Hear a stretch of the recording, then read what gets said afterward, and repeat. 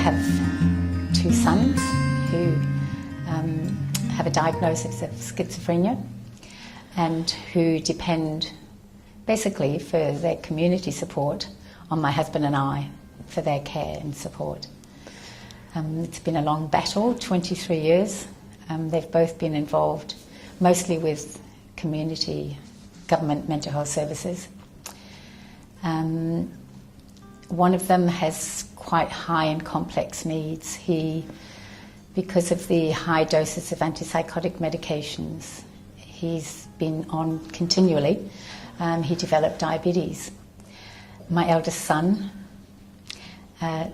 still lives with my husband and I, and my youngest son lives very close to us, and again, although he's much more, he has got the capacity to live independently to some extent. I mean, one of my sons has always been on community treatment orders and has always been forced to take medication.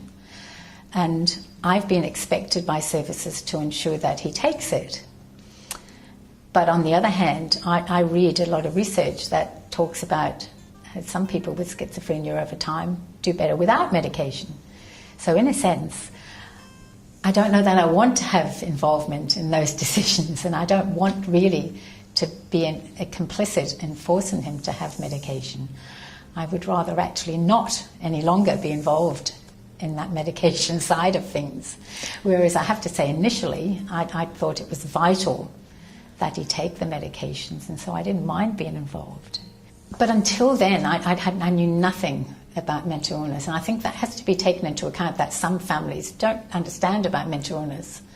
So even if a client has said that my family mustn't be involved, but it's obvious to the person that the family is involved, there's got to be some way that general information can at least be given to that family, and that can be done in a skillful way. You don't have to be saying your son has schizophrenia and this is what you need to know. It can be given in a general way. I think the more information that's shared, the better, of course. I mean, family meetings were vital. I mean, over the years, there haven't been masses of family meetings, but when there is a family meeting with all the service providers that are involved, and information is shared and there's a plan in place where people, the role they play is acknowledged and appreciated by everybody else, so everybody knows. It's fairly well acknowledged that there's probably about 2/3 of people with schizophrenia, for instance, don't have insight into the fact that they have a mental illness. And in those cases, it's absolutely vital that the people supporting them, especially with appointments and medications, that they're involved in every decision that's made, so that not only can the family understand what's going on, but that they can be involved in the process of helping the person to understand as well what needs to happen. And I don't mean that they have to sit the person down and drill into them that they have a mental illness, but more that they can use strategies to overcome the barriers that are there when they don't have insight.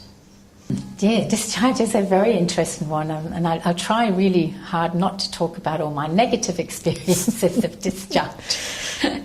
I mean, it seems to me, again, it's a fabulous time to take advantage of the supports around the person to make sure that people are all informed about what's going to be happening, to avoid relapses. I sat on the guardianship board for 12 years, and so many of the clients we saw were discharged into the community and just ended up back in hospital within weeks, even sometimes, because there weren't plans made and someone to monitor what was happening once they were in the community. And again, if families are involved in the support of the person, they have to be involved in discharge plans. It's an opportunity to get everybody on the page to make sure that things happen properly.